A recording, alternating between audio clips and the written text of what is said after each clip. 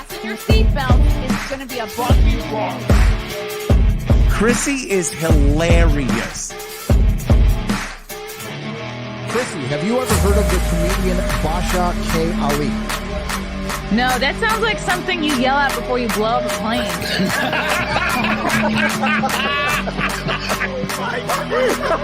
Basha K. Ali! 30 seconds remaining. But you know what, good thing to say I dabbled in stand-up or something. I have no disrespect for you at all. I was very confused by the title, Everything Everywhere All at Once, because that's also what we call it when Ash takes off his shirt.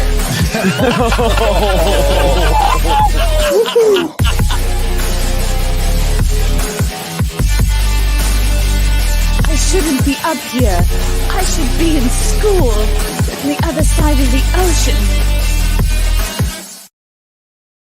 Oh, hello. Happy New Year. My gosh, this is the first Chrissie Mayr podcast of 2024. Welcome, welcome, welcome. Hope everybody had a great New Year's. I personally think the holiday is a bit overrated because you just have the one night to make it count. It's not like, your birthday where you can say you have a birthday week or the Christmas week or Arbor Day week. But anyway, hope everybody had a super duper New Year's. You have those resolutions and you're going to just crush it in 2024. And before I bring in my fabulous guest for today, I'm going to talk about a couple of comedy shows that I have coming up. Yes, I'm up. I'm showered. I'm really crushing it today. Okay. So this week I'm heading to San Diego, California. I'm going to be headlining the Mic Drop Comedy Club this weekend, January 5th and 6th. Yes, come celebrate January 6th with me. I'll be at the Mic Drop. One show Friday at 7:30, two shows Saturday, 7:30 and 10 o'clock. If you want to get weird, I better see you at the late show because that's where things are extra dirty and drunk, basically. Lila Hart will be featuring for me out there. She's hilarious. She usually comes with me every time I go to a California gig. And then I'll be back in Dallas at Hyenas Thursday, January 25th. Yes, this is the same club where I had that viral moment with the Dylan Mulvaney heckler, the land whales. They'll remember from back in May. Who knows? Hey, if the land whales are listening and you guys want to come back and see me, you get free tickets on me. And heck, I'll buy you a round of drinks as well. But something tells me that they're not fans. So coming out and see me in Dallas, January 25th. Keanu Thompson and Lila Hart will be joining me at that show. Then I'll be in Morris Plains, New Jersey, headlining Tiff's Ale House Saturday, February 24th.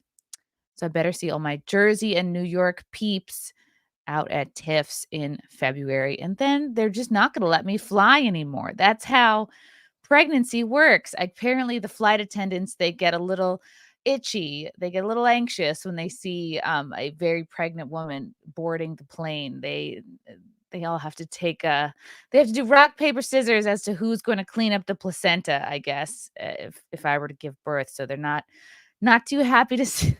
You need a doctor's note. I had to get a doctor's note. And if someone looks at you sideways, the doctor's note, it basically says, I promise not to give birth on your flight.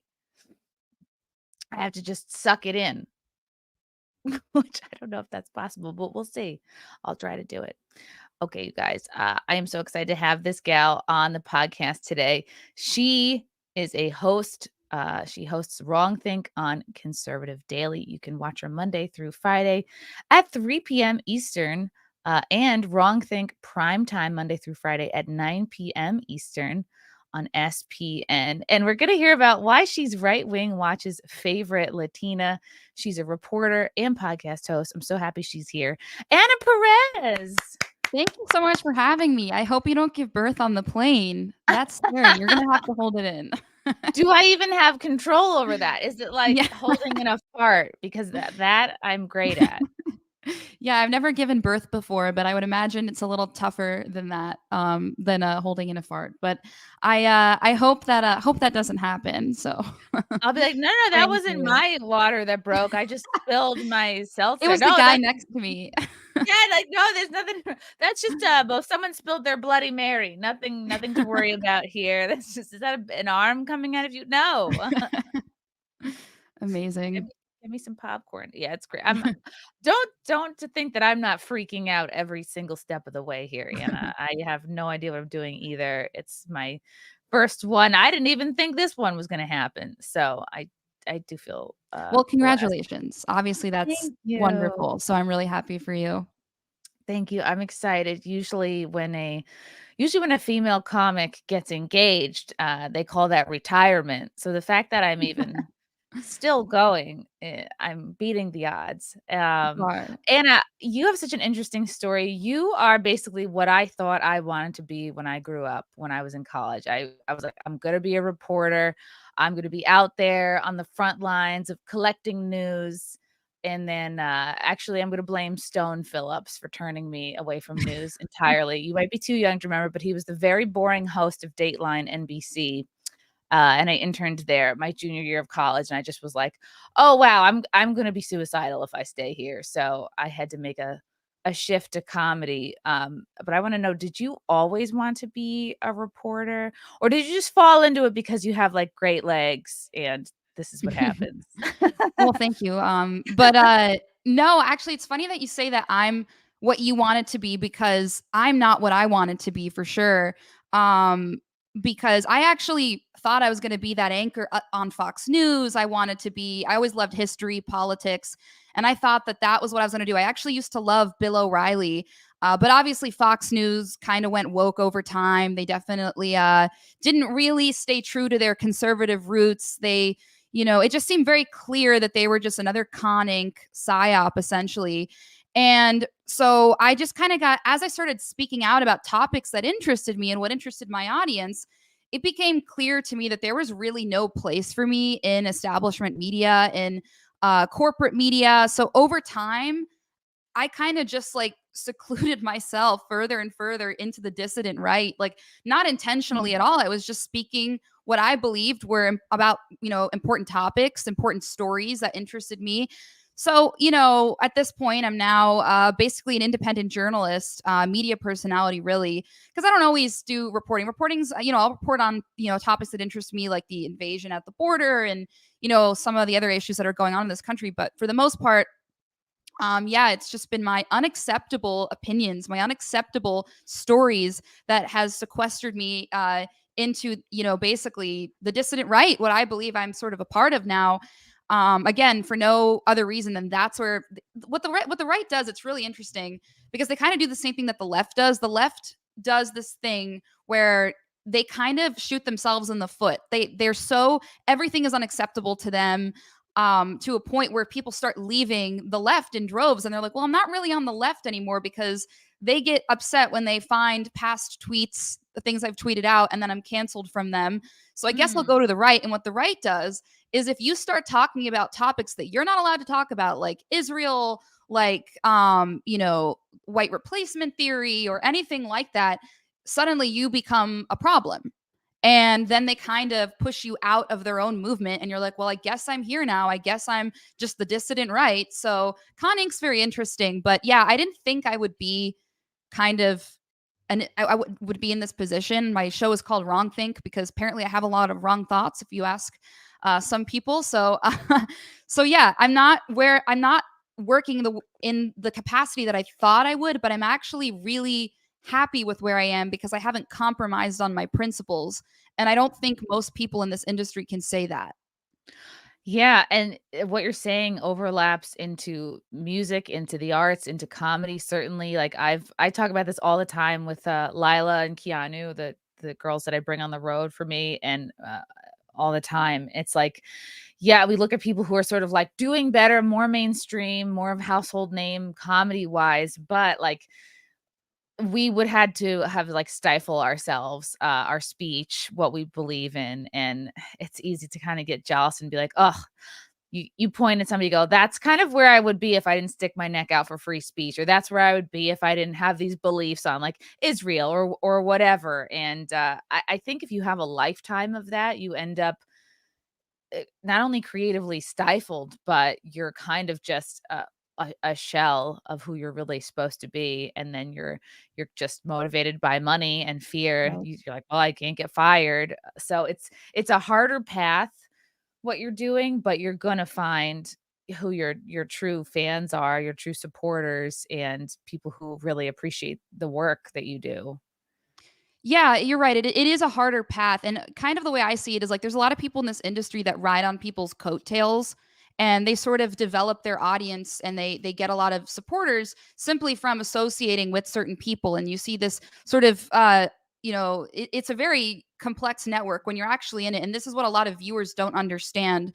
And this is why you see a lot of infighting among the right. There's a lot of alliances, networks of people that are working together that hate each other, that have, it's insane to me. And I really Wow. didn't want any part of that. And I just like, the way I saw it was like, I don't like, I just want to speak the truth. That's why I got into this. And then, I just wanted to do what I like wanted to talk about. And I kind of developed my audience from grassroots support, because it's not like I had the support of a huge platform like a Fox News, or, even other networks that are a little bit further to the right than Fox News. Like I didn't have the support of a huge network like that.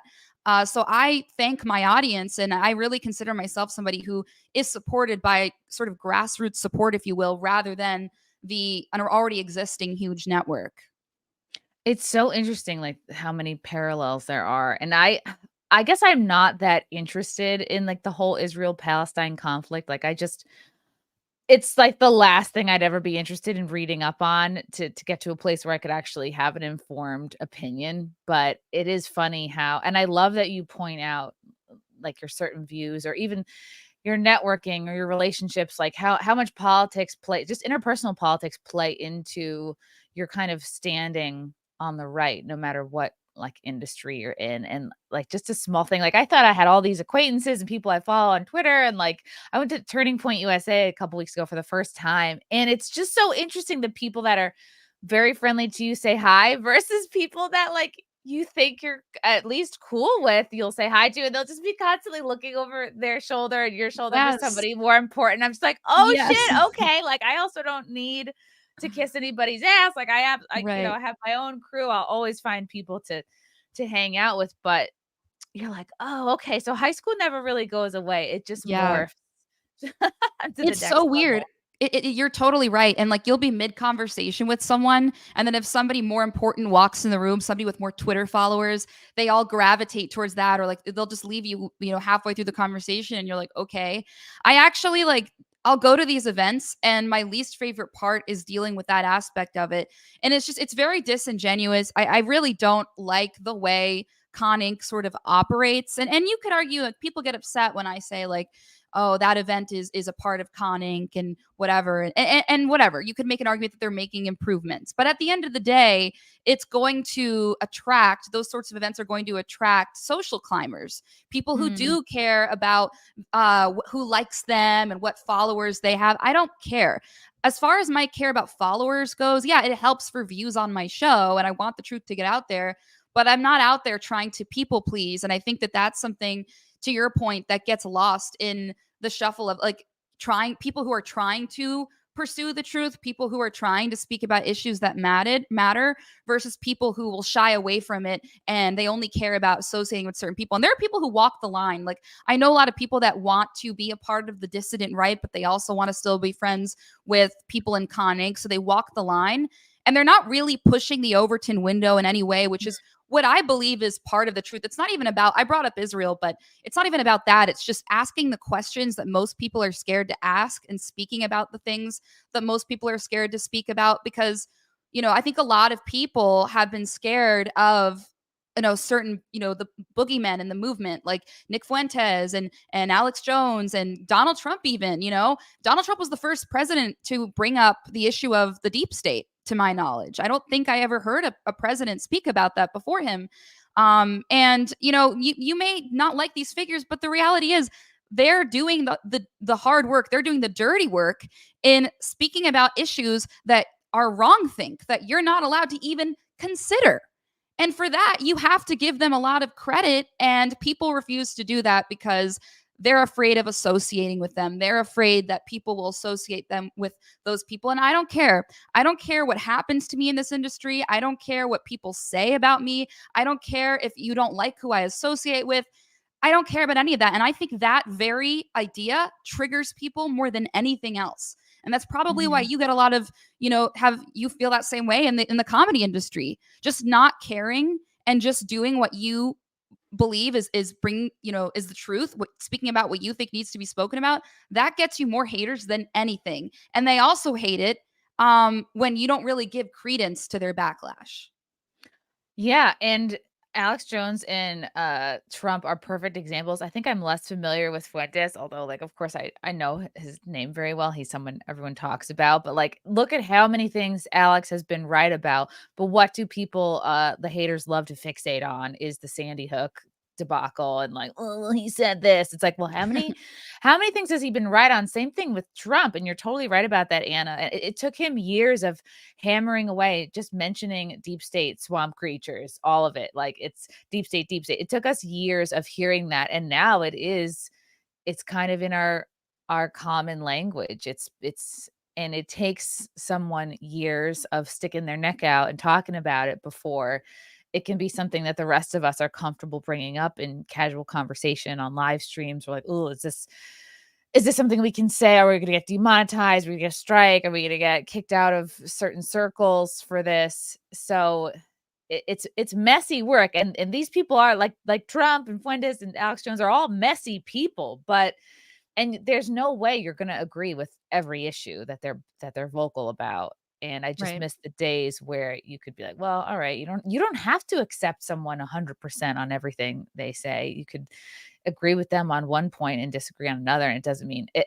I think the thing that bothers me the most is this whole, like, guilty by association, canceled by association. Yes. If you agree with someone on one issue, that means you're willing to like go down with the ship with them on their worst opinion. So would you consider that when you say the dissident right? I guess I'm kind of new to this. Does that mean like the far right per se? Because I've definitely been called all of it, but or do you feel like more?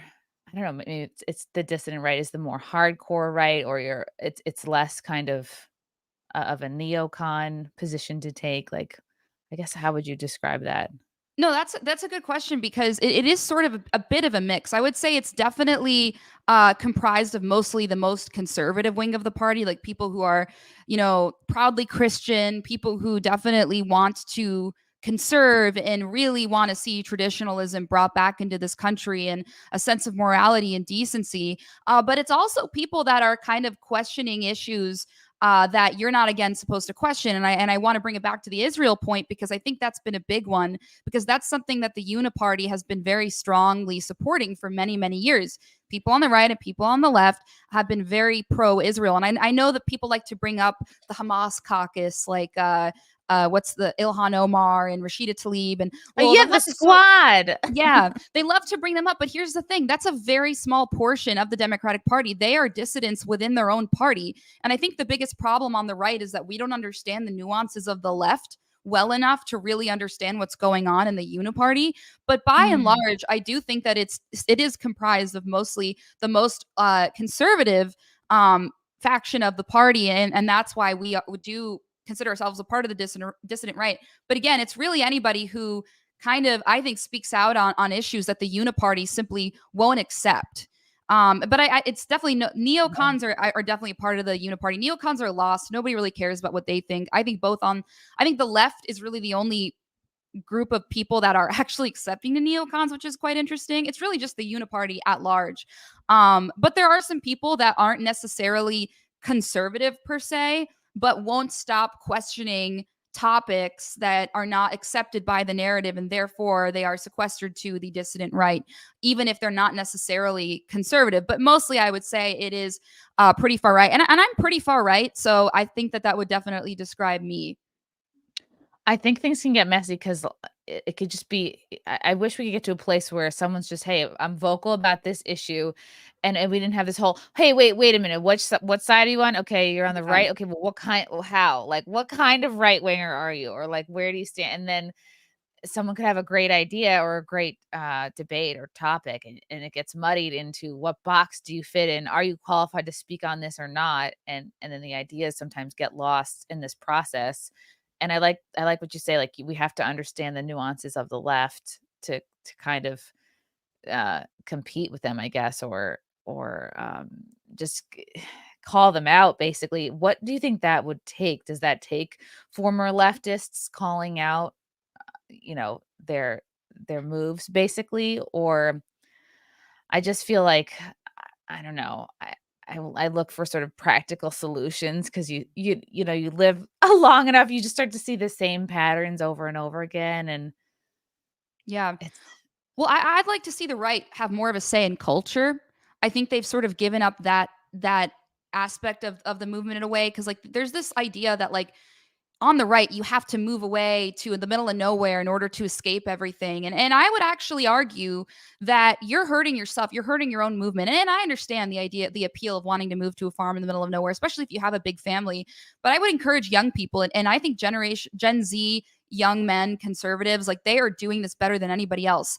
They are really sticking their neck out for as long as they don't really have much on the line as a single man and single woman. And I encourage people to obviously get married and have families, but I think it's going to require us to make the right side more well-read, more aware, more culturally relevant. And the way you do that is I think we need to we kind of associate being well-read and knowledgeable about things as with elitism. And the left has actually benefited from that concept, because they have essentially pushed us into a corner where we've rejected all culture whatsoever, because it is dominated by the left, instead of infiltrating it and making it more sophisticated and making it something that we dominate. And I think we failed in that way. And that's what I mean by understanding the nuances of the left. The reason why the left has a grip on our culture is because they have control over the Overton window. And what the Overton window does, for people who don't know what it is, it's basically the window of ideas that are sort of acceptable thoughts within all political discourse. And that window is moved around based off of which side basically has more control, has more dominance. And right now, the left has shifted the Overton window so far to the left that right now they're telling us to meet them halfway, and they're telling us that now it's somehow a conservative point to believe that there are only two genders and that you can only be a woman or a man. That's not a inherently conservative point. All that is reality.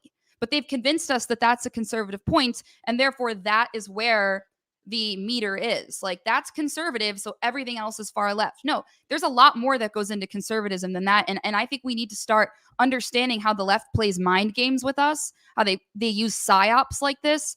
Because the reality is, you see this whole tranny movement, and this is when it gets a little bit more complicated. The tranny thing, guys, is kind of a psyop. Basically, what they're doing here with trannies is that they're convincing you that all these trannies are just organically existing. Well, if you actually look at the suddenly in 2020, there's millions. They just popped up out of nowhere. They just sprouted. But yeah, and like what really is going on here is that the left wants to convince you that that's the biggest issue right now, when in reality, if you look at how these people started appearing, they're on TikTok, they're injecting estrogen into themselves. Don't you think it's a little bit strange that we have all of this presence, all of this representation in social media, but when you actually look at reality, not many people, even on the left, support that? Like, if you actually ask your average American, hey, do you want your child to be a tranny? They'll be like, ooh, are we going to get banned for that? No, I say tranny all the time. It's okay, good. It's a car part. It's short for transmission. Right. Transmissions. Yeah. Do we want to, do most people want their children to be transmissions? No, they don't. And that is true for people on the left as well. It's this very small faction of people where they're getting this organic support from. So therefore, it begs the question, where are all these transmissions coming from, right? And so really what that is it's deeper than that. It's more complicated. And they're winning right now because they've convinced us that that's where the conservative argument is, that that's where the argument at all is. And it's simply not. It's simply not. They are winning in that capacity. And the way we need to better understand them is by truly dissecting the movement at large and being like, okay, who are these people? who is actually organically supporting this, who is being paid by what organization, and truly study the movement. But most people, this whole idea like being right wing just means having common sense. Okay, sure, but actually it requires us to understand our enemy better. That's the only way we're going to win. You have to arm yourself with knowledge. Yeah, it's not going to be fun, but like, yeah, read Rules for Radicals. Like, read some of the things out of their playbook and take the time to be like, just for your own well-being. Like, if you find yourself getting upset about it, it's like, oh, is this actually an epidemic, or is it just TikTok? Is it just social media showing us that every other kid is a transmission? And do we have to take all the kids back to the garage? No, actually. This metaphor's out of control. Anna, were your parents right wing at all, or did you have like a leftist moment in college that you had to break out of, or you've kind of always felt this way? So my parents are pretty conservative, especially my dad, but he's still a boomer, and I think boomer conservatives still kind of ruined this movement. And I'll tell him that. Like I'm definitely more conservative than my parents. They are still, again, they're both boomers. So I think that I think there's a big difference between boomer conservatives and Gen Z conservatives, 100%. And this is not just my opinion. This is factually backed up. Most Gen Z conservative men are far more conservative than boomer conservative men. Now, as for women, the women are super liberal. So I'm a bit of an outlier on that. Although I would argue I'm kind of millennial. I'm right on the cusp, Gen Z millennial. But point being, I'm certainly more conservative than they are. And I think what made me that way essentially was just growing up in a world that was essentially destroyed by boomers. This me culture of I'm just going to leave my spouse because that's acceptable. And even though I made a promise to God about being with them forever, that means nothing because, I'm not getting enough sex in my marriage. So I'm just going to leave. Like, and I'm not saying my parents did that, although they are divorced and I don't support divorce at all. But it's like we're witnessing that we're the products of a generation where the conservatives weren't very conservative. And I certainly witnessed that as well. They weren't particularly, they're holiday Christians. They'll go to church on Christmas and Easter, but are they really Christian? Are they really this? Like, they're just not walking the walk. And I think a lot of Gen Z conservatives realize that. So for me, I did come from a conservative background, and but I certainly at this point am now realizing how much damage that false label actually caused to our country and the conservative movement. And as far as my brief liberalism, in college I definitely I wasn't as red pilled as I am until I started working in media, and it was actually required of me to do like really deep research into these topics. So I started out as a producer. Actually, I was a writer. And I wasn't really sure, like, oh, do I really want to be in front of the camera? Like, I always loved to write. That was like my main sort of skill that I had. I think I'm a fairly talented writer, and I was also around a lot of really good writers, so that helped me in that capacity. That was always sort of my strength. And with that, I started writing for a lot of people that were older than me, that were more experienced in the industry, and I learned a lot, and I started really, really questioning things that had been kind of pushed on me, these ideas that were pushed on me in college and in the secular world that I grew up in, because my family, they were Catholic, but were they really Catholic? No. They're just culturally Catholic. And so basically I just realized the world around me everything was fake. Everything is structured around the lie as it is. Like, you're only allowed to question certain things.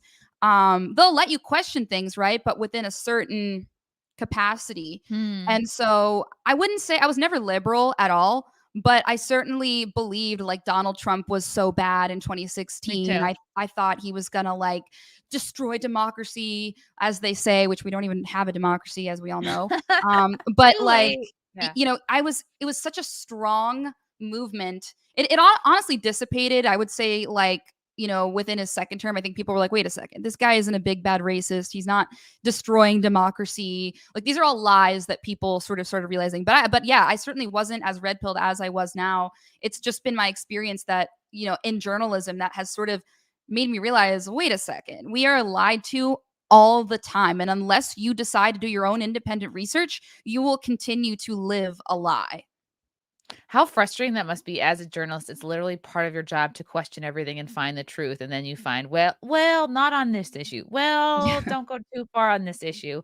Who were some of the first outlets that you started writing or producing for? So I started writing for CRTV, which then became Blaze TV. They merged. And I started working a lot with John Miller, who I'm still, he's a good friend of mine. And I started work. He was a fantastic writer, one of the most talented writers I've ever met, actually. And that's really where I started to learn how to research and write and how to like really, dig into arguments and find the nuances of it. I always just really, really admired his work. He's really well read in history, really smart guy. And I learned a lot from him. And then I also worked with Andrew Wilkow. I was his producer. I remember being promoted to that role because I started there as an AP. Then I became a producer. Then I also reported on the Women's March. And that clip did pretty well. I started realizing, maybe I could do more on camera stuff. Maybe I could do some reporting.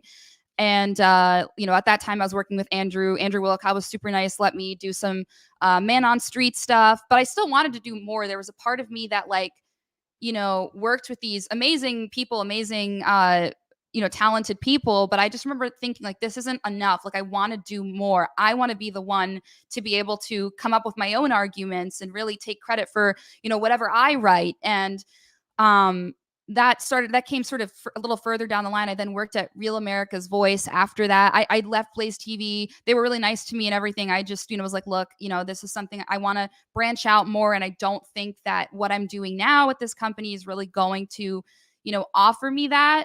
And I wanted to see if I could go elsewhere, maybe host a show. And so I went to Real America's Voice. I produced several different shows there. My good friend David Brody, who is just such a loyal, amazing guy, had me fill in for him on his show.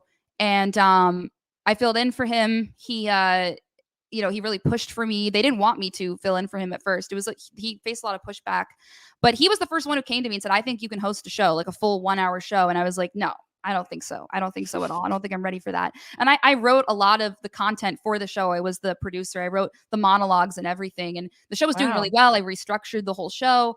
And but I didn't feel like ready. That nobody had ever like really pushed for me. No one had advocated for me the way David Brody, I call him Brody, had. And so I was just overwhelmed. I was suspicious because I'm like, nobody just helps people, especially women in this industry. They'll really not like, they'll go out of their way to like keep you where you are. It's really like, honestly, and really men who will help you the most. And yeah, you know what I mean? Like, and people always make it, well, it's sexual. That's what it is. Not at all. Like, no. It's some of the most like nice Christian men, family men. Men are not competitive, just in comedy. Yeah. Like, I feel like the women that have held me back and been petty and spiteful have all been women, and then like one ex, but it is weird. I think it must be the sense of like competition, or I think that's what it is. And I think if they see like a younger woman specifically, it's like threatening because it's like, oh no, she's ready to replace me. And it's like, well, nobody knows really who you are. So let's calm down a little bit, And also like, this industry's big enough for more than just you. Like, and I think I took that to heart a lot. And as a result, I try my best to go out of my way. Like when I see like younger women, I'll have them on my show. Like when I was at Real America's Voice, I don't book as many guests for my show now because it's just a lot of work and I'm handling everything myself. But I'll have I used to have a lot of young women on because I remember thinking to myself, like, I know what that's like, kind of not really having anybody to advocate for you. And you could be really talented. You may not be, I don't know, but let's give you the opportunity to at least be out there. And I think, as for me, like David Brody was really the only one who was like, you know what, I'm really going to elevate you. I'm going to help you. I'm going to give you my show to fill in for me. And again, he faced pushback. I did, well enough where they then gave me my own show there. And kind of took off from there. I wound up leaving Real America's Voice. It was very clear after I had exposed a story that happened at Mar-a-Lago, the ties between Jeffrey Epstein's lawyer and the Mar-a-Lago raid. And then another story I talked about where I called Joe Biden something that I'm not going to say here because I don't want you to get banned. A transmission of not quite that, but something along the lines of that. And it was true. Like there was backed up. I was vindicated later on. But think children. And okay. Yes, that's everyone knows that. If you It's It had to do with 2024 the now. Ashley If you Biden don't diary. know, if Yeah. you don't know that the whole Biden family is involved with that shit, like I don't know how to help you at this point. Right. But at the time, the Ashley Biden diary, I don't think it was fully like out there yet. But I had sources that were like telling me like a lot of like, you know, uh good sources that would not lie to me about that. And I talked about that on my show, on the show that I was doing with David Brody at the time. We were co-hosting and doing a really good job. So then basically it became clear that I was being pushed out. I had this opportunity to work at LFA. I worked there. You know, if you want to watch the story What is about why what I does had LFA stand for? Live from America. Okay. Just Yeah. checking. So it was going really well for a while. I was really happy to be there. And basically I was, you know, once again, if you want to watch this full story, I won't go into it, but there's like a whole story, guys. If you want to look at my Twitter, it's pinned to the top there of what happened. But essentially I was let go. You were like weirdly thrown under the bus Yeah, for I was thrown reasons under the that bus. I never were made was clear to you. Yeah, and I was allegedly defamed in a oh, thank you for pulling that up. And I say allegedly because I don't know what the email actually said about me. When you watch the video, basically I was thrown under the bus for something I didn't do at a Trump rally. I was covering a Trump rally with them, and my co-anchor had said some things about me to the Trump campaign that weren't true, and he literally admitted it. He said, "Well, it was either you or the network." And it was really screwed Ugh. up what had happened. And just, you know, the takeaway from that for me was like, I think when you are an honest person and you have a lot of things to say that are not acceptable, it's like, you know, I know this particular person that did that to me, like I had heard some things, you know, said behind my back about how they didn't like how certain words that I used. And like I say words that I don't want to say on Like the YouTube. fun rumble words, Yeah, fun rumble comedy words. Yeah. Yeah, British cigarette, Exactly. British child cigarette. and child enthusiast. Yeah. Things like that. And you know, people like to pretend like people will say that they're pro free speech, that they're far right, up until it actually you're actually challenging the narrative. And again, I'm not saying that's why I was like that the owner of the company had that problem with me. I don't get that at all. I think this particular person was attempting to undermine me. But again, you guys can watch the video. I don't want to like get too into it. I already like, you know, I don't know, but it really is it's insane how this industry operates. And I think that like just being honest, you're going to sort of piss people off. It's so true, Anna, and I did listen to that video, guys. It's on Rumble. I think it's like, was it 2 hours? I don't know. I listened to it on fast And speed, but there's time codes too, like if in the oh, description. that's helpful. I never do Yeah, that. if people want to skip It's through. so crazy. I was even gonna ask you, like, do you feel and as a chick, really in any industry, when you approach difficulty or feel like speed bumps, you never want to say like, is this person sexist? Am I not getting these opportunities because I'm a woman or because I'm young and untested or a combination? And the thing is, the truth is, you'll really never know, Yeah. and you never really want to position yourself like as someone who does cry sexism, even if that is genuinely a part of it and you might have proof of that. You just have to like keep your head down and keep working hard and like, yeah, be grateful for those mentors that do come into your life, like you mentioned. And then there's what happened to you at LFA. And then, I mean, it's just like it's some things you get screwed over in life and work. And a lot of times you're like, wow, this really isn't justified. I hate feeling misunderstood. Yeah. And even in that video, you're like, I hate even talking about this topic. I don't feel comfortable. I Oh, feel it's so awkward, kind of, uncomfortable. because it feels like, Yeah. are you gossiping? Is it Yeah. TMI? Is it do people care? But then I know that feeling of like, I just can't be misunderstood on this. Like I have to give my side of this or else, you know, people are always going to wonder. And that's all you can do is be honest about your own experiences and leave it up to the viewer to decide, you know, what they think. Yeah, But it's exactly. tricky. And if you have a lot of grassroots support, usually like they'll understand you, like they want to hear from you. And it actually felt, I didn't want to do it, but it felt like I would be doing something, I would be wrong. I would be doing something wrong to my audience if I didn't tell them the truth, because they kept asking me, like, one day you're on a show and then you disappear. And it's like, you have to tell your audience something. The same thing happened with me at RAV, by the way. They didn't let me say goodbye to my audience. They told me I wasn't allowed. What's RAV? Real America's Voice. That's where I worked at before okay. LFA. I don't know if they were worried about what I would say. All I wanted to say was goodbye to my audience. And, that's it. And, Wow. it's just wild to me, like the things that you encounter in this industry. And in retrospect, I don't think I would have gotten into this industry had I known. Like, I'm not somebody, or at least I would have stayed in the producer end of things. Like, as much as I really wanted my voice to be heard, and as much as I felt like I really could contribute to the pool of ideas, in the conservative movement, I didn't realize how dirty it is. Like, it's just as dirty as politics. I didn't realize that, because it has its own ring of politics. I didn't realize that, like, people will just hate you for, like, literally saying the truth. I didn't realize that, like, I don't know. I was very naive going into everything. I don't think I was aware of how bad it really is. And now I'm sitting here thinking, like, if my daughter, wanted to do this, I don't think I would say do it. I think I would say, like, please pursue something else, unless you really, really, really want to do it.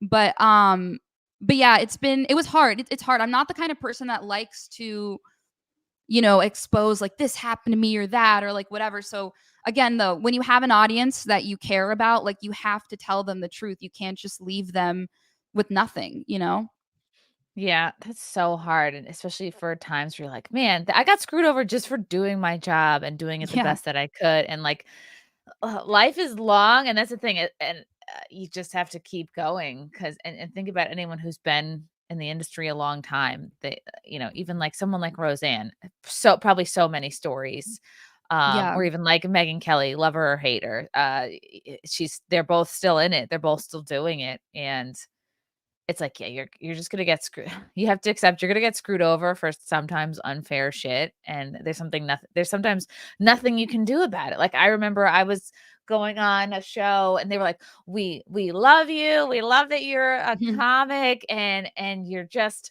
off the dome and you're saying these things that are politically incorrect. Like, yes, more of that." And I remember even being like asking for notes, like, let me know, like, direction, not like in a censorship way, but like, what do you want more of? What do you like?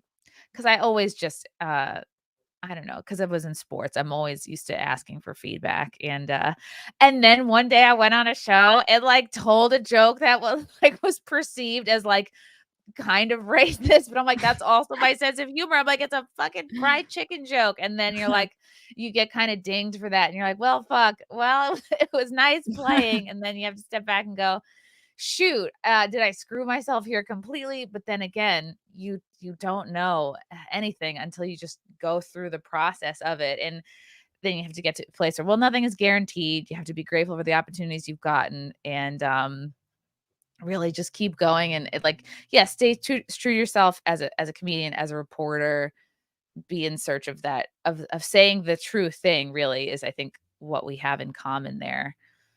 Yeah, some of you in the chat know the fried chicken joke I'm talking about. But that's even worse, I would say, in comedy, because like your whole job is to say things that are uncomfortable. Like you're supposed to make fun of race, you're supposed to make fun of sex, of everything, so it's even weirder that you would get censored for that. But like, that's so true just for every industry. Like, anything where you put yourself out there, you are under a microscope. And it's so bizarre pursuing these industries in today's day and age.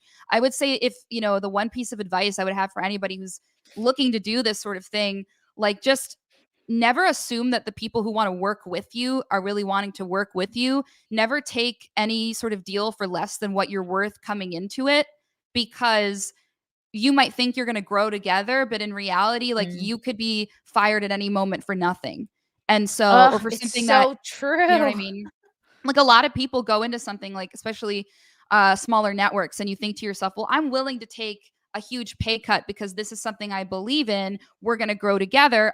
You never know when you're going to get backstabbed. You never know when those people are going to turn on you. And I've seen it not just with myself, but with a lot of my friends. So just, be clear up front. And if you're in a financial position where you can afford to get backstabbed, I guess, then do it in case it happens. But just know that this may not work out the way you think you do. So the best way, and this is why the dissident right, this is what's going on right now. It's really tough because you have to make a decision.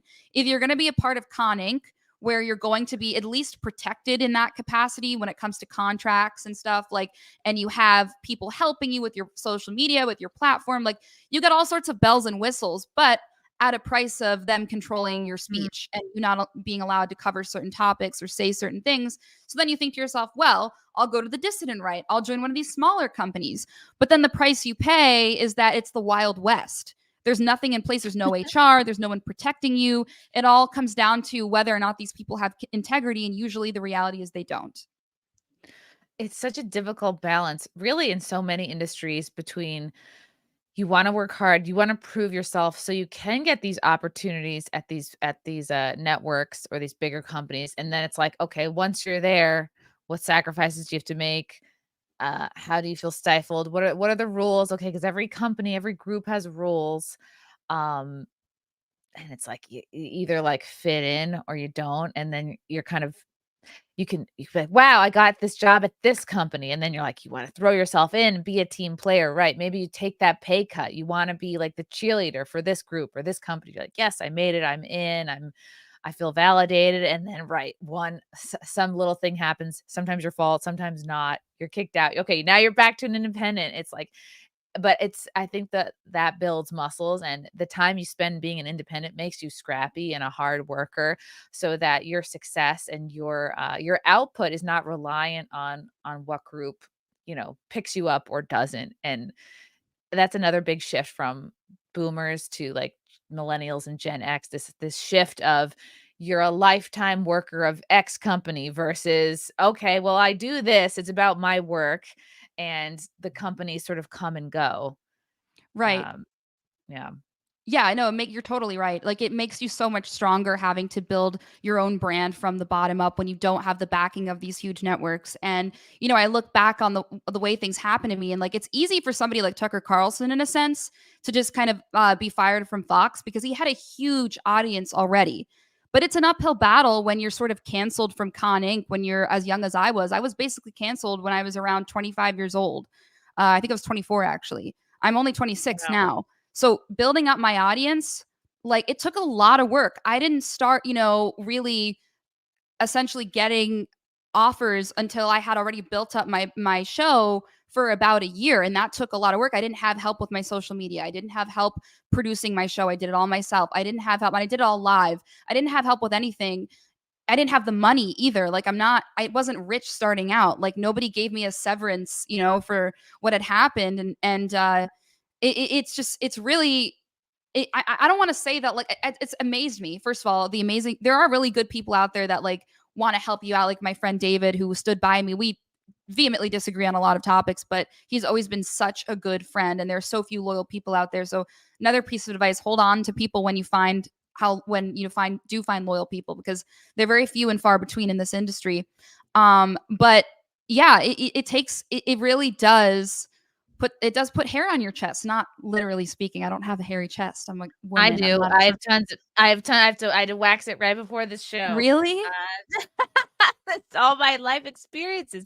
Seriously, I'm a little older than you. I have a very hairy chest. Wow. I've heard that.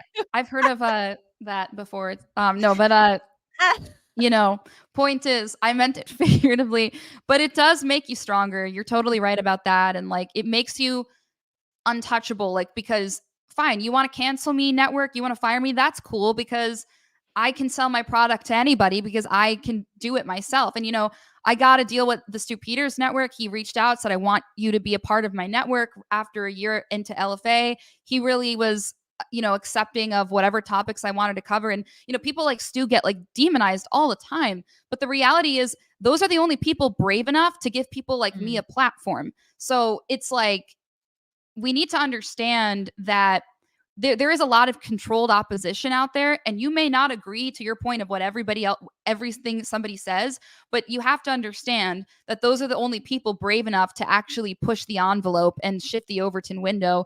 And for that, I'm grateful. I'm grateful for the opportunity he gave me. But again, that was a year into it, where I was building up this brand, and you just have to keep moving, because You know, you're going to upset people, but use that to your advantage. If you upset people, fine. I upset, 30 people in Con Inc. I'll get 300 more people to watch my show that are actually, real conservatives that want to hear the truth. And that's the way you have to look at it too. I go back and forth between thinking like, oh, is there controlled opposition, or is it just a lot of people afraid to lose their jobs or lose their standing? Like, how really coordinated is it? I feel like I'll never know. Nick the Greek, Happy New Year. First super chat of the new year. Thank you, Nick. I'm going through to see if there's any questions here for Anna. Push-ups. Anna, what are the books behind you? I mean, God, there's a lot of books. Yeah, I'm not going to go through the list. Oh, yes, go through all of them for $2 push-ups. Okay. Bookshelf tour. Sure. Let's do the read along. Monolithic Ethos. Oh, what's up, Monolithic Ethos? Glad to see Anna on air. And then two Nice. tacos. I guess that's us. I met him at Turning Point. Russell Hall, do you not feel ashamed showing your elbows on camera? Show my elbows on camera. Well, you're allowed to show your elbows, actually. Russell's trying to be funny. He tries so hard. Yeah. Push-ups. Chrissy interviewed DeFango. Apparently Q is a hoax. I mean, that seems like a big issue. Daniel Jagger, thanks for the super chat. Could you help distinguish between libertarian and libertine? Is one more of an attitude versus a political ideology? Is this part of the culture war? God, I wouldn't even know how to describe what a libertine is. I think of somebody maybe in like wearing a puffy shirt. That's what I think of when I think of libertine. Yeah. I think libertarians always for smaller government, more freedoms, both good and bad. It's sometimes morally questionable. Yeah, let's look up what's the definition of a libertine. Yeah, I as far as I'm aware, I know that there's obviously a bigger conversation going on right now as far as like who belongs in the conservative movement, because there's a lot of different factions within it. It's kind of hard to like keep up. But yeah, I'm not I wouldn't be able to really define that. I don't know anybody who really identifies as a libertine. No. I haven't even heard somebody mention it until now. Libertine, one who acts without moral restraint, a dissolute person, one who defies established religious precepts, a free thinker, one who has a person manumitted or set free from legal servitude. Okay, I would say it sounds like a free thinker or a free spirit more so.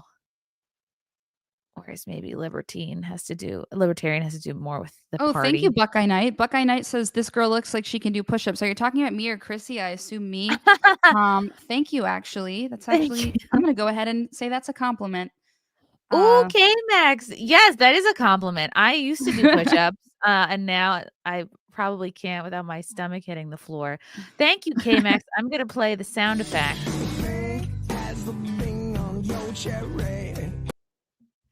New York leftists had come up with some plan for a slavery reparations commission. New York was a northern state that did not even have slavery. How much has crime and welfare cost the government? Anna's view of Kathy Hochul and her reparations plan. Oh my God. Well, I live in New York. I should know more about this. It's just abysmal. Every time I hear Kathy Hochul open her mouth, I'm like, well, it's just going to be more garbage. Yeah, I mean, like we expected this from her. I did hear that video. I know what they're talking about, the reparations plan. I mean, reparations in and of itself is just I was going to use a word I can't use here, but it's just a ridiculous concept. I'll go with ridiculous. Ridiculous concept because at every point in human history and world history, every single ethnic or religious group has been the victim of slavery of some sort. So they like to frame the concept around America, but white Christian Europeans have been a victim of slavery at some point in time. So what are we going to do? Hold a gun up to everybody's head and we're all going to be in a circle, demanding reparations. It's not practical. The argument of reparations doesn't make sense. And then the other question is, well, then what are you going to have everybody take a DNA test? And then how much DNA, black DNA counts as being, because I'm pretty sure a lot of white people have 1%, Senegal in their DNA from some point in human history. And it's just like, from college or something, And to study reparations, that's the weird part. Okay, so you want to study it, but then what are you going to do after that? Like the course of action here is just illogical. I think it's just she wants bonus points for this being something she pitches. I Yeah. think that's what so many of these things are. A commission to study the possibility of giving reparations to Black New Yorkers was officially created, and this is from an article from a week ago, prompting critics to blast the move as unlikely to lead to anything after the failures of such efforts elsewhere, unrealistic and divisive. There's also a similar one in California, which hasn't shown any serious signs of acting on its reparations panel. Eye-popping proposal of a 1.2 million payment to nearly every Black citizen. But again, this has not come to fruition yet. A divisive commission to consider reparations is unworkable. Republican Senate Minority Leader Rob Ort wrote in a statement, as we've seen in California, I'm confident this commission's recommendation will be unrealistic and come at an astronomical cost to all New Yorkers. Yeah, how on earth is reparations more timely of a concern than like illegal immigrants? How can you possibly convince me of that? Well, that's the thing. And like, that's why you see people like Cardi B, who is not particularly high IQ, but she wasn't wrong about what she was saying. She's like, look, we have all these issues going on. But she framed it around giving more money to Ukraine, I guess. But her whole Mhm. point was like, she lives in New York. It's a disgusting city right now. It's not at all anywhere people want to live. People are leaving in droves. And you're telling me that the priority is giving this transmission man who is running Ukraine, apparently, Zelensky, as we like to say, all this money for a war they're not even winning. And yet you want to tell me that that's the priority here in New York City right now. Please, come on. Oof. And the same thing goes for this. Like, she's not going to say that because she's Black and, she's going to be pro reparations because she doesn't understand human history or anything. She's just, another sheep. But nonetheless, like, it's the same concept. Like, you cannot possibly convince most residents of DC that that's a pressing matter enough to give tax dollars to it and to study reparations commissions. Like, I would think even if you wanted reparations, that would piss you off because this is just to study it. That's like just ridiculous. I was going to use another word, but yeah. You're being very controlled, Anne. I'm very proud of you. Thank you. I got practice from being on Timcast, but after we went behind the paywall, totally different story. I went off. That's good. I love that he has that other bonus time. This, to me, just the reparations thing just sounds like, oh yeah, we're gonna pay all the student loans again. It just seems like pie in the sky. It's just like a big old carrot to dangle over voters. Like, people will just, 100%. without looking into it, without seeing if it's passed or the status, people go, oh, Kathy Hochul wants to give us reparations. Let's vote her back in. That's really the net result of something like that. Patriotic Gestalt, thank you for the super chat. Deranged Lunatic. Chrissy, Anna would be a great guest for Simcast. Yes, she would. Simcast is basically like this, but there's 8 of us and we're interrupting each other constantly. And sometimes there's fights. We talk about pop culture.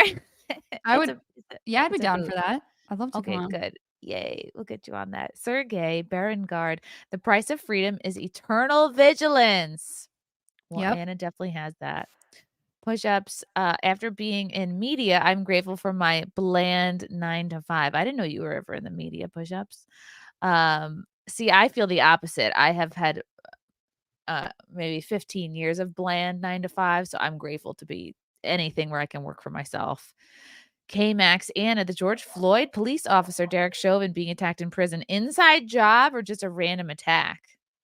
Ooh, that's a really good question. I had not heard that argument before. I kind of stopped thinking about George Floyd after realizing that he obviously died of a fentanyl overdose. But that's a good question. It could be an inside job, but would they have sacrificed one of their own to achieve the outcome that they did? And the answer to that is, well, here's the thing about the left. They would 100% do that. They'll step on anybody to get ahead. So I believe that it's possible. But the question then becomes, was George Floyd aware that he was going to be the sacrifice there, or was he not? And I don't know if that would necessarily hold up, but could be. I don't know. Yeah, it probably wouldn't be too difficult to rile up some folks to do this to Derek Chauvin. I mean, yeah, jail people. I don't know. I guess I'm judging people in jail. Joshua, libertine is someone without sexual morals. Oh, okay, Joshua. Well, there certainly are some of those in the Libertarian Party for sure. And as in every party, I'm sure. Rowhouse, thank you for the orange super chat. Hannah, are there other content creators out there that you like? Do you like Bryson Gray and some of the Groyper adjacent people? Do you tend to speak to people that Con Inc. shuns because they deem them too far right? Well, I know that, yeah, as far as Bryson goes, who I love, and just saw in Phoenix the other weekend, I saw you guys were interacting quite a bit on Twitter over CalendarGate. Yeah, no, Bryson's a good friend of mine. I like him a lot. I respect him a lot for his biblical knowledge. I also really like Sovereign Bra Chase. He's very smart as well. I really like Chief Trumpster. He hosts a lot of spaces on Twitter. I'm a big fan of his. Who else do I like? I like the Moody's. You guys might know Josiah Moody and Isabella Moody's. Oh, Moody, they're good friends of yeah. mine. Isabella's a sweetheart, real conservative, like really cares about the movement. Same with Josiah. Who else do I really like that I respect a lot? I like my good friend Stu, who runs Stu Peters Network. I'm trying to not name ones that are too big, too obvious, because I listen to a whole slew of people. Like, I'm not the kind of person who's like, oh no, they have to be totally in line with me. But I do think Tucker Carlson is like not really.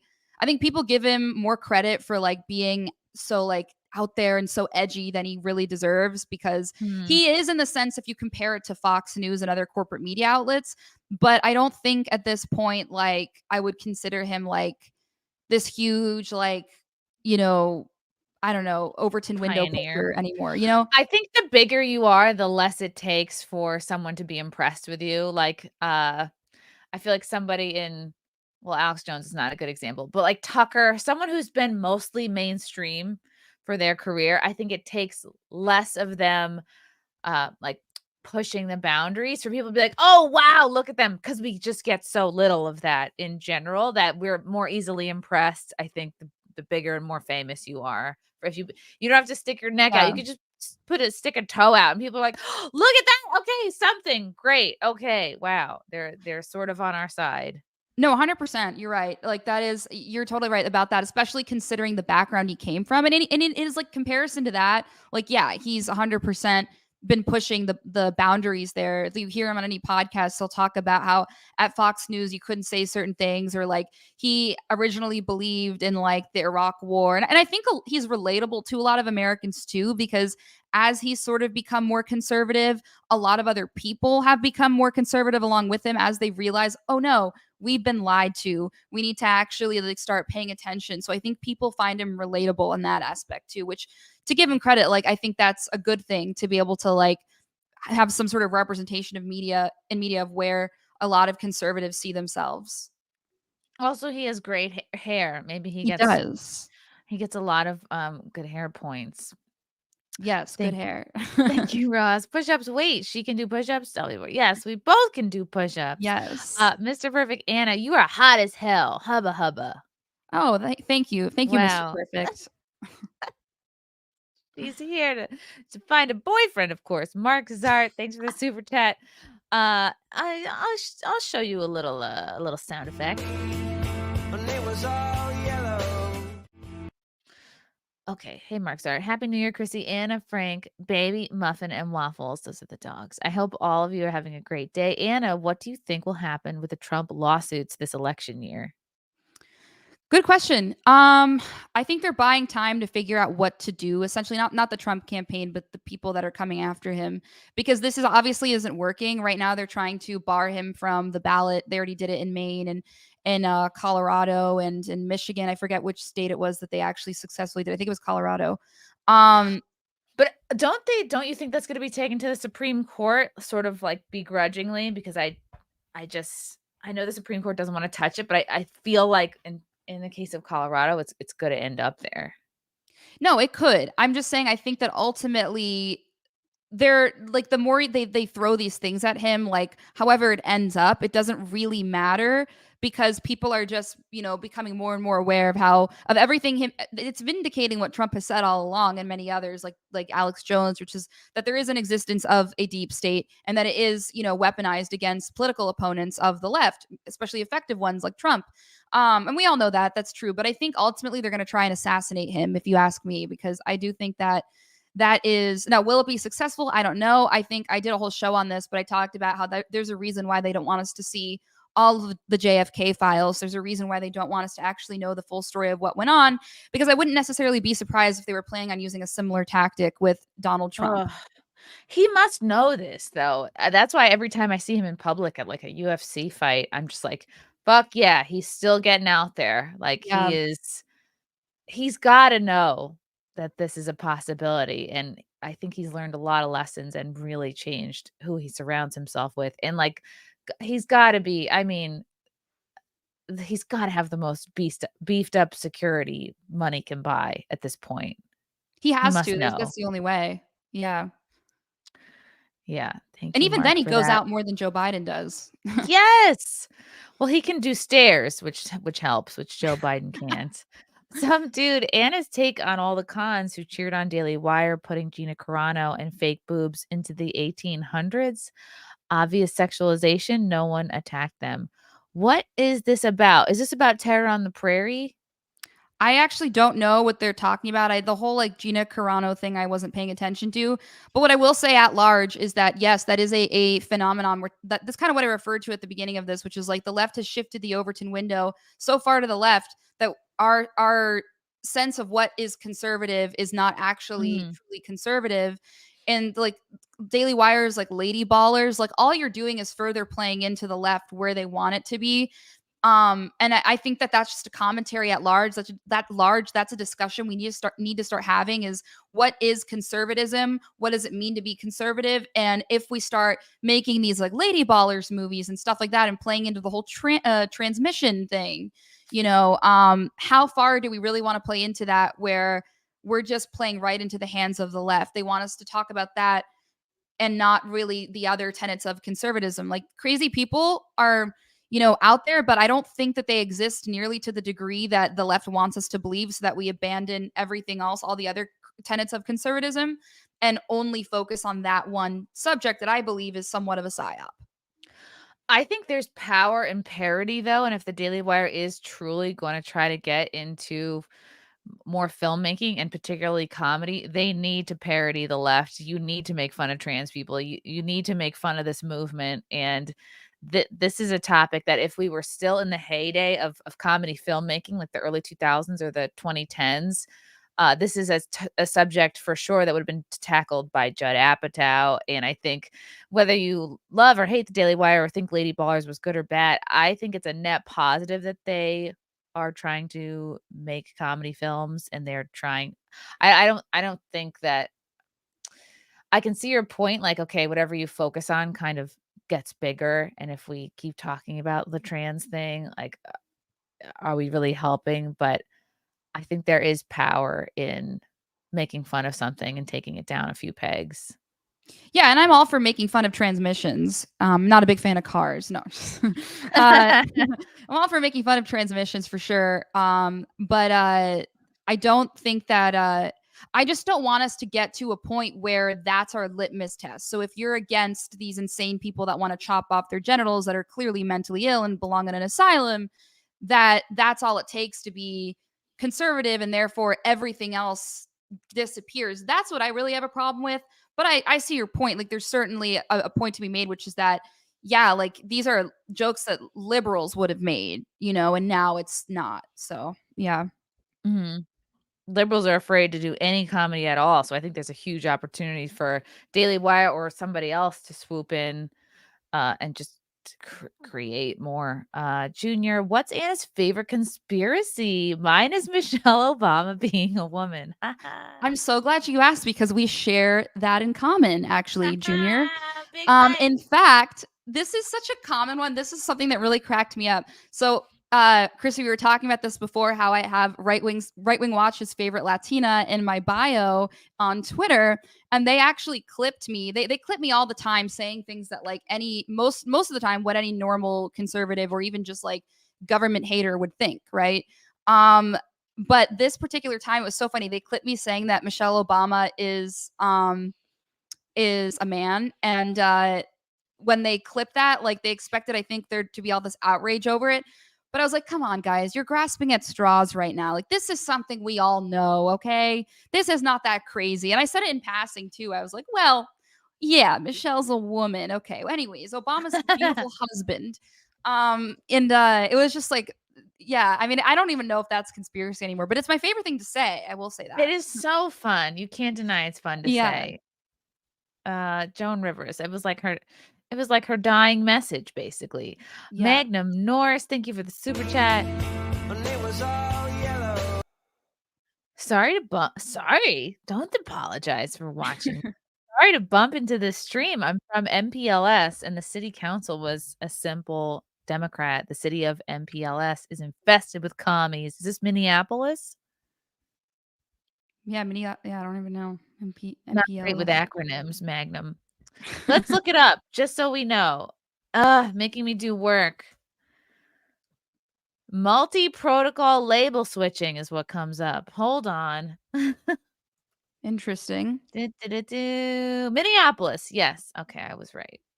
I was just there in October at the George Floyd Memorial. I took photos there with my friend April. We went actually into Cup Foods, which they've changed now to be Unity Foods. Oh, wow. And we bought commemorative grape sodas, and we waited for somebody to take a picture of us holding the grape sodas in front of the memorial, which has really devolved into like such a shithole. Like, I'm sorry, like if you're gonna have a memorial, you're gonna have somebody keeping it up. It's got to be covered. It's just a bunch of wet, sun-drenched stuffed animals. It's basically a wet garage sale is what it was. And I've heard that they've started to take down other kind of gardens and memorials, like I don't know if it's at like Chaz or Chop or whatever, because they've just they've fallen into such disarray. There's no upkeep. It's like a wet yard sale, basically. I haven't heard Chaz or Chad, whatever, since Nam. I didn't even know that like still existed. I know. Forgot about it. Take the Ride. Has Anna ever heard of or read the book Tragedy and Hope by Carol Quigley? Highly recommend everyone check it out and give it a read.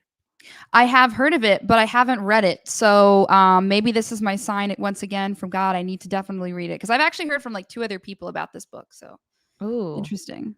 I will put it on my list as well. Thank you, Sir Andrew. Philosophical question. Lots of men were on redhead libertarian side and even went against Bryson. Most of these men were labeled simps. Is it not a man's job to defend a woman's honor? And this is, of course, regarding CalendarGate. Which, look, guys, we went over an hour without bringing up. So I think we. I was surprised that nobody. I think that in this particular context, what really happened is I don't know if it was a miscommunication or if there was intent behind framing it as though it was a miscommunication or, you know, making it seem that it was. As far as from my perspective goes, it looked as though it was made into an argument that the argument had nothing to do with. It became very personal when, personally speaking, that was never my intention. I was never coming at her at all.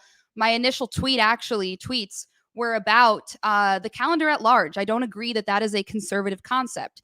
And I found the discourse surrounding it to be pretty disingenuous because it wasn't about like her body. I don't really care what she was even wearing. That was never my argument, at least. And suddenly I had all these like, you know, men coming after me, zooming into my profile picture, be like, well, you have a centimeter of cleavage here. So how can you speak about somebody who's not showing cleavage? And I really tried hard to bring the argument back to what my original point was, but it seemed that kept getting missed over and over and over again, which was not that I had a problem with her outfit. I just had a problem with the calendar concept. And you know what? I'm allowed to weigh in on those things just as anybody else is. We have free speech and I'm a commentator. So I found that there wasn't really a genuine conversation around it. And I felt as though anybody going out to defend her honor, in a sense, or a lot of these people that were, and again, I can't really speak so much for Bryson because I don't know exactly what he experienced, but I can speak for myself in the sense that, like, it didn't have to do with anybody's honor because the question was never about anyone's honor. Like, I never was putting that in question. And I wish that it hadn't blown up the way it had, because we could have had a civil conversation about, you know, is this conversation conservative? What does the conservative movement look like going forward? Like, where do we need to like look at these nuances? And so that's always been my stance. I consider it quite reasonable because, I never was talking about her body. Like I said, somehow it became about my boobs, which I have big boobs. I don't know why. It always, if you have boobs, Anna, you should know really, this. right? You can't be pretty or have nice boobs and do anything else on the internet. It will always inevitably come back to that. It was crazy. And like, and if you probably know this, Chrissy, because you have big boobs too, but it's like, no matter what you wear, when you have big boobs, it doesn't matter. You're going to look like, it's going to be a prominent part of your body. People are going to It takes notice. less for you to look more sexy if you have Yes. bigger boobs. That's just the deal. Yeah. And, yeah. You either position your microphone in covering your cleavage. And Sometimes I'll you go out of can't my do way. that.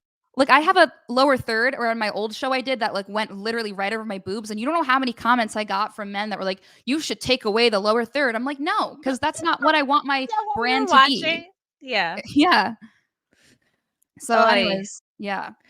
At least from my perspective, it was never personal, and it never meant, at least my intention was never for it to get personal. But it did. I wish I didn't blow it didn't blow up that way. But to answer your question, I don't think it's necessarily honorable to like simply defend someone because you think they're attractive. And I'm not saying that that's what happened in her case. I'm just saying generally speaking. Well, that's the thing with somebody like Josie, or really anybody that you like or follow on the internet.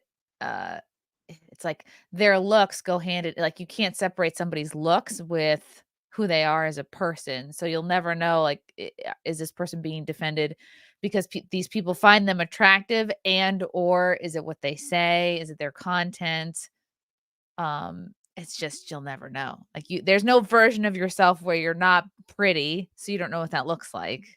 Yeah, yeah. I mean, it's true that certainly, like, if you're attractive, it's just like, well, you like, but it's funny because like the things that they threw at me, like to make it, because again, the argument never had anything to do with their body, but the things they threw at me were like, well, like the simps per se, what this person's bringing up was like, well, you're hot, so you do this. Not that I'm calling myself that. This was literally what they were saying. I'm like, I'm sorry, I'll ugly myself next time. Then it was like, but you wear makeup. Okay, the Bible doesn't say I can't wear makeup. Like, they were trying to point out like hypocrisy in my actions, and I was like, but wait a second. That would require the premise of my argument entirely to be around her, the way she looks, which it never was. So that's what I found to be the real issue, to be honest. We talked about this on Simcast, and my friend Anna, who's not particularly political, I like her take because she is removed from the politics world quite a bit, and like she's more just like in the arts world, like she's an artist, and she is more familiar with like Comicsgate and like the nerd world. And she's like, oh, I just don't like that it was called Conservative Dad. Like, she actually thought at one point it was called Christian Dad Calendar. And it's interesting because it could have been marketed better. I think just the brand of Conservative Dad being on the top might have not been the best way to market this calendar. And it seems like the fact that Josie had a cross triggered people, but then it's like, Yes. she's Catholic, she's got a cross in every room. What she was wearing really all that bad? And then there's some months the girls are just fully clothed. It was basically a headshot, basically someone just holding a gun in 1 month. So it felt like this is what went on. This is what I think really happened. I think the intention was meant to be sort of foggy in the sense that the marketing was like, well, we want it to be sexy, but we're trying to make it conservative at the same time. And here's what it comes down to. When you are, advertising sexuality, it's really a black or white issue. So you can throw in fully clothed pictures, and some with someone wearing lingerie in a bathtub, and some with like a bikini. But at the end of the day, and I think the cover was someone wearing a bikini, and I know she's a swimmer, whatever. Point is that you're still advertising a body of a woman in a sexual way. And the question comes down to like, you there's no way you can in a gray area market this. So I agree. The marketing could have been clearer. But I think that was somewhat intentional so that they couldn't get as much backlash, or they thought they were going to. Again, I don't know. I can't get into the minds of the people who created this. But I do know that I was also like told that the marketing tactic they used, Conservative Dads, had nothing to do with the target audience. Now, I'm no genius. I'm no marketing expert, but I've taken marketing classes. I've worked in marketing. And one of the exercises they have you do is they have you identify the target audience based off of the messaging and the imagery. And what was very clear to me was that Conservative Dads was the first thing advertised, which is the company behind it, and an imagery of a father on his kid and his kids on the back of a calendar. And to me, that screams our target audience is, boomer men who are fathers.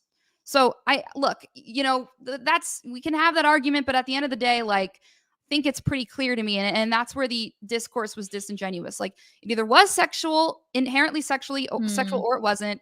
And it either was the target audience of fathers or it wasn't. And I would argue that it's very difficult to argue the opposite of that. So, I would have loved if the calendar was funnier. Like, I think with Ashley St. Clair's month, or the months that she did, they were trying to spoof Dylan Mulvaney. I'm like, take that idea and do it for every month. I would have loved to see actual theming, like make February look like February, make December look like Christmas. Just take, I mean, I think it'd be funny to do, like, take every like popular trans character and just do that version, but with like a straight woman, and make him like beautiful, like do like a beautiful, well, I guess for Leah Thomas we had Riley Gaines, but I just think it could have been funnier. That's my critique of it. But yeah, no, that's a good point. Like, it could have been humorous, and in that case, like, really play on the humor aspect. I think that could have been implemented, and I think it would have made people like be like, oh, okay, this is a joke. I get that. Ro asks, would the tough on crime Republican thing even work anymore? Say like Rudy Giuliani in New York. Do American leftists in big cities even care? Right. Ro asks, this gets back to Anna's point about the left kind of forcing the shifting of the Overton window. Have people been just so brainwashed by the talk of reparations? I would say yes. I would say yes, they're ready, because you have cities like Chicago and New York really starting to push back on not wanting any more illegals.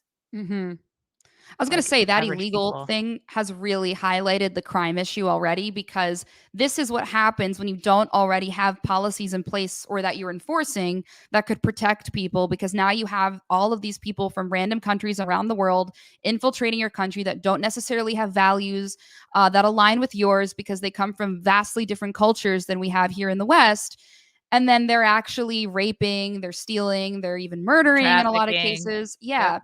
And like, it's getting really, really bad to a point where people are like, wait a second, this is what it looks like when you don't have policies in place or policies that we're enforcing. So maybe we should have protected ourselves on the front end. We should have been proactive about it and actually been willing to crack down on crime.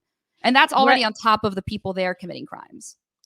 And what I loved about that video you just put out on Rumble, or maybe it was a month or so ago, and you talked about your trip to the border, and you perfectly illustrate this idea, this sort of like maybe more liberal idea that, my gosh, all the illegals, they're actually migrants, they're fleeing, they're looking for asylum, they're leaving horrible situations, right? That's what we're told. We're supposed to think about the illegals. And you go there and you're like, actually, no. You're like, I'm not seeing any families coming through.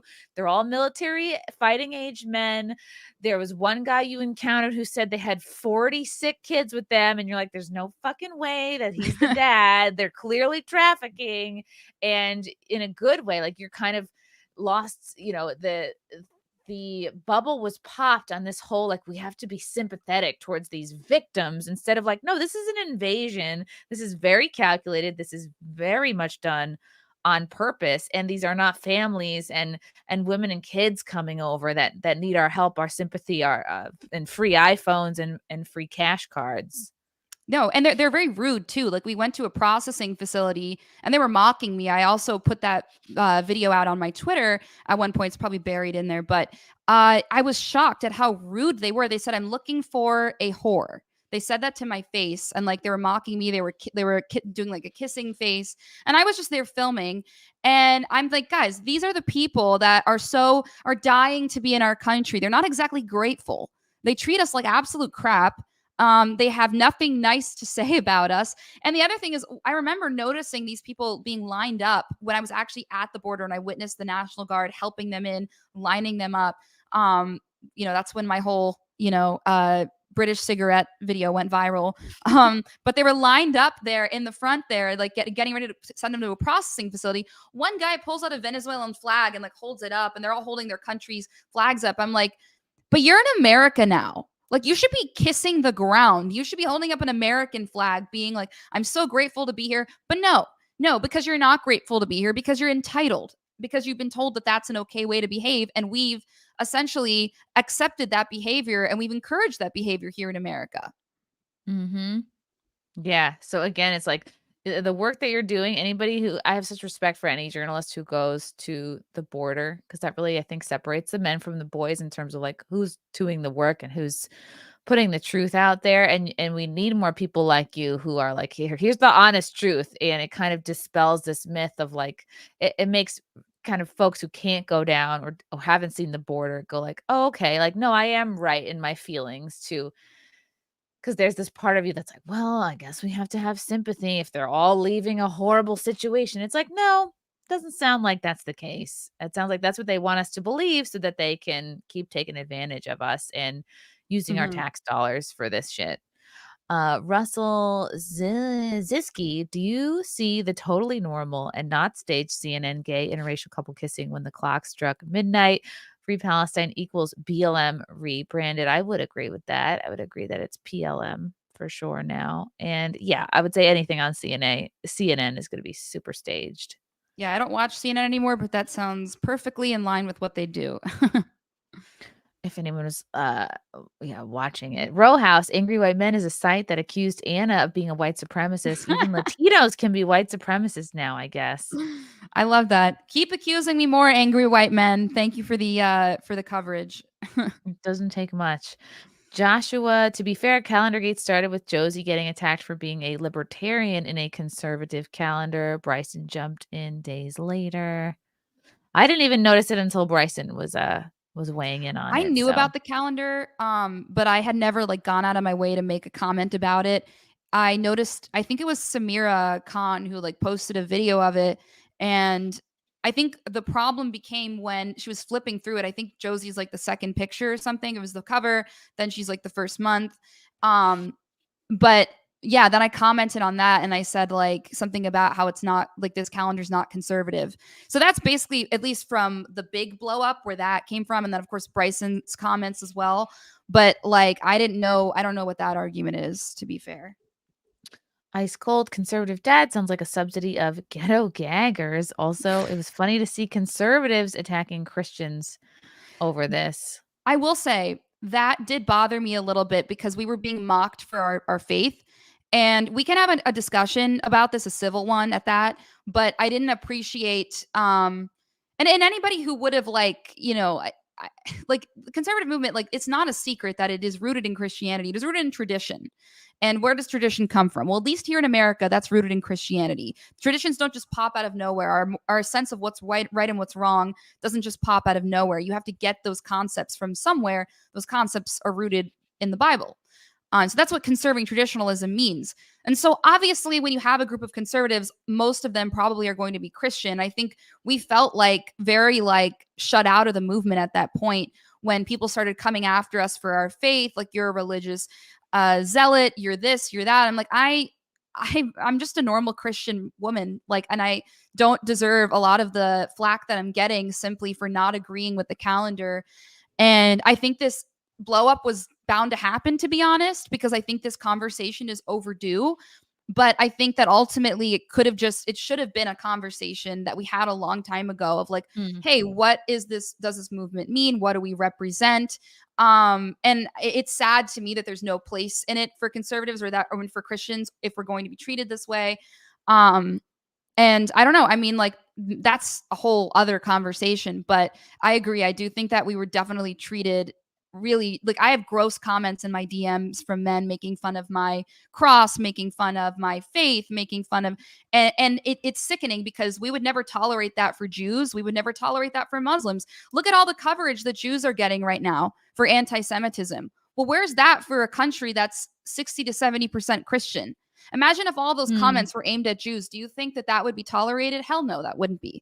And same with Muslims too, but specifically Jews right now. And again, that lends itself to a larger conversation about Israel. But it's quite interesting that in a country that claims to be 60, and this is not me bringing this up, this is a statistical fact. We're about, different statistics say different things, but 60 to 70% that's self-identifying Christians in this country. So clearly the majority.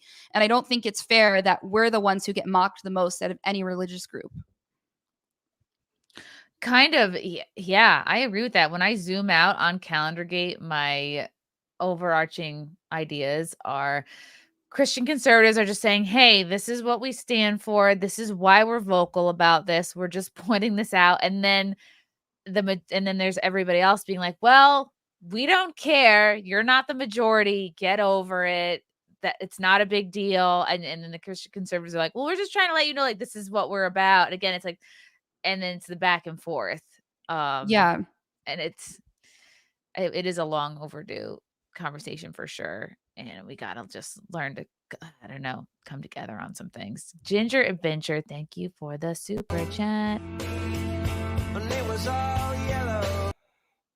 It was a patchwork job, in my opinion. Nobody on the same page. What needs to be asked is, what does this product offer? Who is it marketed to? It's no Norman Rockwell calendar. Aw. Yeah. You know what? We can all make our own calendars. That's the solution, I guess. Thank you, Ginger. But I think marketing did go into it. I think that it needed to be clearer what was going on, but I'm not sure if that lack of clarity was intentional or not, so that it could walk this middle line. And I think that's what I find a bit disingenuous. And I don't blame that necessarily on any of the women involved per se, but rather on the creation of it and the man who produced it. Just a lot of, I think, intentional lack of clarity. So I got to agree with that person there. The reason is that there's no Christian ADL. That's a good point. The ADL would, yeah. I think the Jews have had it the worst, but Christians don't have the institutions coming to their defense. No, it seems like Christians get very little support. Very little support. Very little, if any, mainstream support. It's really just, I see, mostly influencers, mostly individuals. Mm-hmm. But yeah, it's good. I think these conversations do need to happen.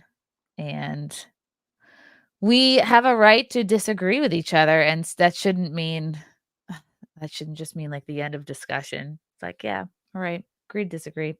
Yeah.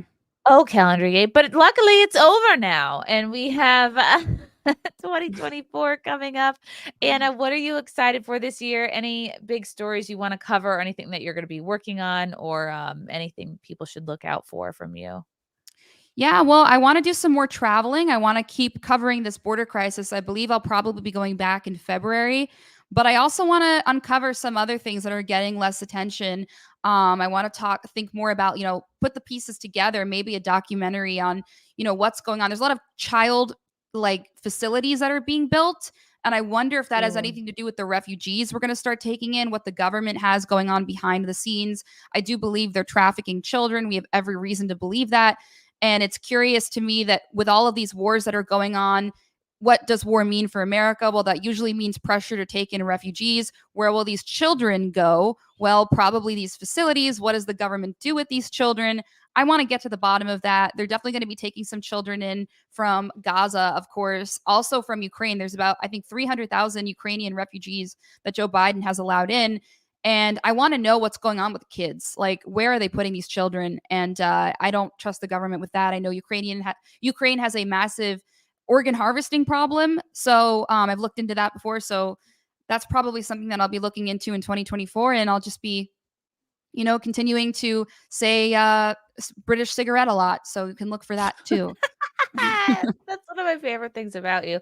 Yes, and for sure, check her out on Rumble, where she's able to use a lot more flowery language than we are here on YouTube. And where can people follow you other than on Twitter at Anna Perez DC and your Rumble page? Yeah, you can find me on, of course, the Stu Peters Network, weeknights at 9 p.m. Eastern, and on Conservative Daily at 3 p.m. Eastern. Those are both Rumble channels, and on pilled.net as well for Conservative Daily. And then social media, wrongthinkanna_ is my Instagram. And I post a lot of memes, a lot of racist memes, all jokes. And and where else? Truth, Gab. Getter. I don't really post there that much, but that's Anna Perez DC as well. So yeah, thank you for giving me that opportunity to talk about that. You're the best. You remind me of like a combination of God, yeah, Mrs. Moody, Isabella, right? That's her name, Isabella Moody. A combination of her and Melanie Mack and Lauren Southern. I would say you're like Oh wow. Well, thank you. a good I like them all. They do great work. Melanie's awesome. She says British cigarette a lot, so we've bonded over that. I call it the Melanie Mack word now. She's it's her brand. She's Everyone great. follow Anna, watch her stuff. Keep kicking ass. I am so excited to have you on Simcast someday soon and just see what you accomplished this year. Thank you so much for your time, Anna. Thank you to the chat. Oh, we got one more sneaky super chat from Zod. Only problem I have with faith is when it's forced upon someone. Believe what you want. I don't care what you believe. You do you. Believe whatever. And I think, yeah, I guess, and everyone's got their different, I guess, point where they feel like something's being pushed on them or not. But I would say, God, if we're using the transmissions as a model of an agenda being pushed on somebody, I would say like the Christians are down here and the transmissions are up here, and then the Christians have so far to go before they're anywhere near, pushing something on folks the way the trans shit is. So that's my thoughts on that. Thank you, Anna. Thank you to the chat. Thanks for watching. Thank you for having me on. I had so much fun. We'll see you guys soon. Bye.